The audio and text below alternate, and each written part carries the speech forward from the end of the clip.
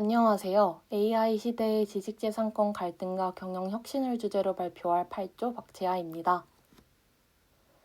목차는 다음과 같습니다. 최근 생성형 AI는 창작과 지식 생산 방식을 바꾸며 산업 전반에서 중요한 기술로 자리 잡고 있습니다. AI가 기존 컨텐츠를 학습하고 새로운 결과물을 만들어내면서 지식재산권을 둘러싼 논의도 빠르게 확대되고 있습니다. 전 세계 생성형 AI 시장은 빠르게 성장하고 있으며 한국에서도 생성형 AI의 도입과 활용이 활발해지고 있습니다. 이와 함께 관련 법과제도 역시 본격적으로 정비되고 있습니다. AI 지식재산권 문제는 단순히 창작자와 AI 기업 사이의 갈등만은 아닙니다. 창작자는 자신의 저작물 보호를 요구하고 AI 기업은 모델 개발을 위해 학습 데이터를 필요로 합니다. 언론사와 플랫폼 기업은 콘텐츠의 가치를 지키려 하며 정부는 기술 발전과 권리 보호 사이의 균형을 고민하고 있습니다. 이처럼 여러 이해관계자가 연결되어 있기 때문에 AI 지식재산권 문제는 복합적인 갈등 구조로 확대되고 있습니다. 그렇다면 이 문제를 왜 경영학적으로 바라봐야 할까요? 기업은 단순히 법적 분쟁에 대응하는 것에서 그치지 않고 이해관계자를 관리하며 지속 가능한 전략을 마련해야 합니다. 따라서 본 발표에서는 주요 분쟁 사례와 협력 사례를 분석하고 기업이 갖추어야 할 전략과 조직 역량을 살펴보겠습니다. 생성형 AI 가치 사슬은 데이터 구축과 학습, 모델 개발, 서비스 제공 단계로 나눌 수 있습니다.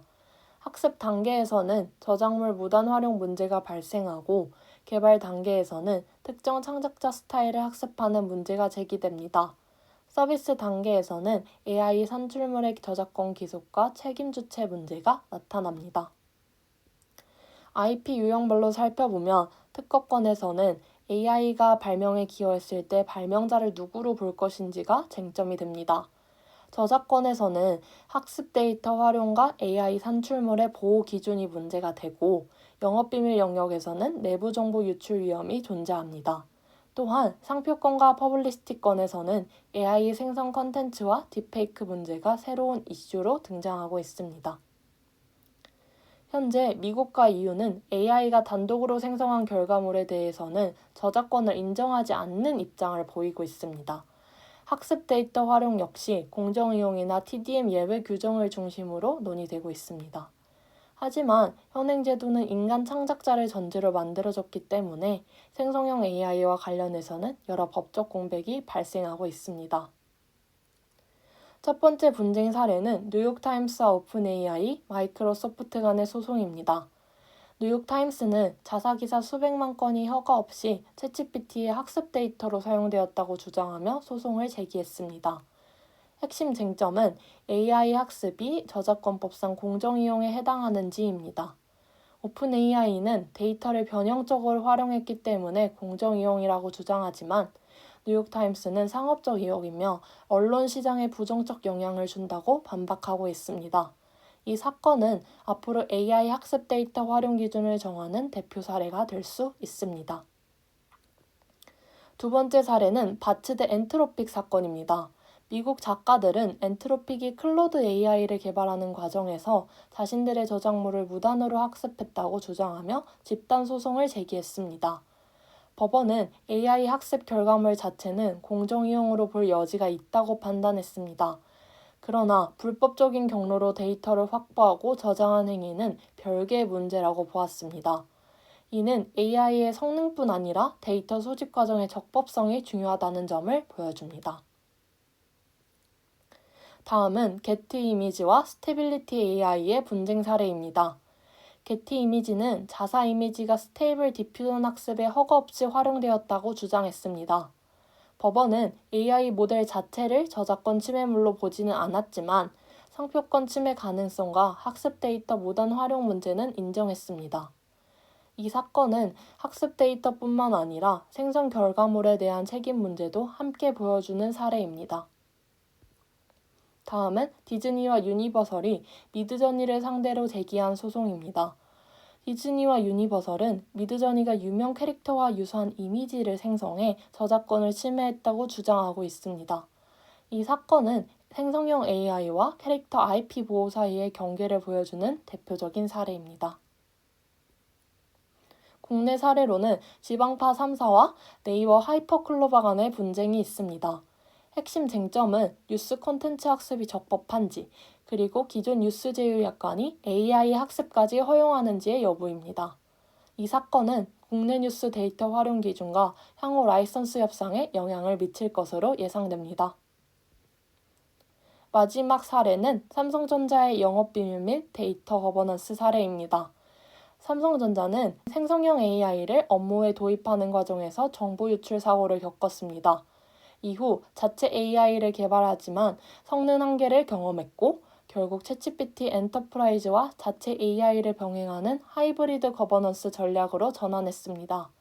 이 사례는 생성형 AI 시대에 데이터 거버넌스가 기업 경쟁력과 직접 연결된다는 점을 보여줍니다. 반면 소송 대신 협력을 선택한 사례들도 있습니다. 오픈 AI는 뉴스코프와 악셀 스프링어 등 주요 언론사와 라이선스 계약을 체결했습니다. 또한 워너뮤직과 수너는 아티스트별 동의 절차와 수익 배분 구조를 포함한 공식 라이선스 계약을 맺었습니다. 플랫폼 기업들도 데이터를 새로운 비즈니스 자산으로 전환하고 있습니다.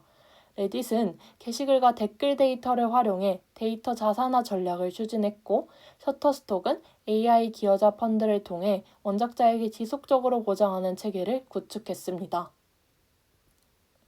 이제 분쟁형 사례와 협력형 사례를 비교해 보겠습니다. 분쟁형 사례는 동의 여부, 출처, 사용 범위가 불명확했기 때문에 소송과 시장 불확실성으로 이어졌습니다. 반면 협력형 사례는 라이선스, 옵트인, 보안형 AI를 통해 데이터 활용 조건을 사전에 설계했습니다. 조금 더 자세히 보면 분쟁형 사례들은 공통적으로 데이터 활용 조건이 명확하지 않았다는 특징이 있습니다.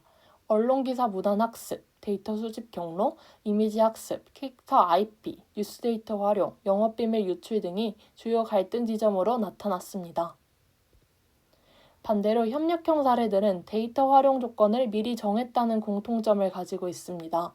라이선스 계약, 옵트인 방식, 수익 배분 구조, 보안형 AI와 하이브리드 거버넌스를 통해 권리 보호와 활용을 동시에 추구했습니다.